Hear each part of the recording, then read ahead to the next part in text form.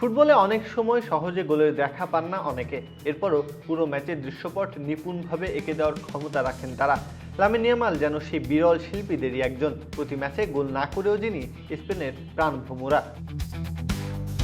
বিশ্বকাপে এখনো পর্যন্ত মাত্র একটি গোল করেছেন এই তরুণ, তবু আলোচনার কেন্দ্রবিন্দুতে তিনি। কারণ ইয়ামালের খেলা শুধু গোলের সংখ্যায় নয়, নজরে আসে সৌন্দর্যে, আন্দোলিত হয় অনুভূতিতে। বেলজিয়ামের বিপক্ষে কোয়ার্টার ফাইনালে তার পারফরমেন্স যেন সেটিরই প্রতিফলন। ম্যাচের শেষ ভাগে 3 বেলজিয়ান ডিফেন্ডার ঘিরে ফেলেছিল ইয়ামালকে, কিন্তু শরীরকে 360 ডিগ্রি ঘুরিয়ে মুহূর্তেই সবাইকে পরাস্ত করেন ইয়ামাল। দেন পেদ্রো পেরোর উদ্দেশ্যে দারুণ এক ব্যাকহিল আক্রমণটি থেকে গোল না হলেও ইয়ামালের সক্ষমতার প্রমাণ পেয়ে যান দর্শকরা।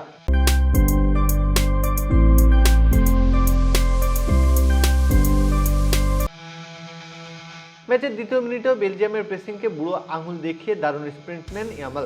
তাকে থামাতে ফাউল করতে বাধ্য হন ম্যাক্সিম ডি কুইপার। এরপর একের পর এক ড্রিবল, হঠাৎ গতি বদলে প্রতিপক্ষের পরিকল্পনায় ভেস্তে দেন তিনি। তাকে থামাতে বেলজিয়ানদের একমাত্র হাতিয়ার হয়ে ওঠে ফাউল। আর তখনই গ্যালারিতে তৈরি হয় আলাদা আবহের।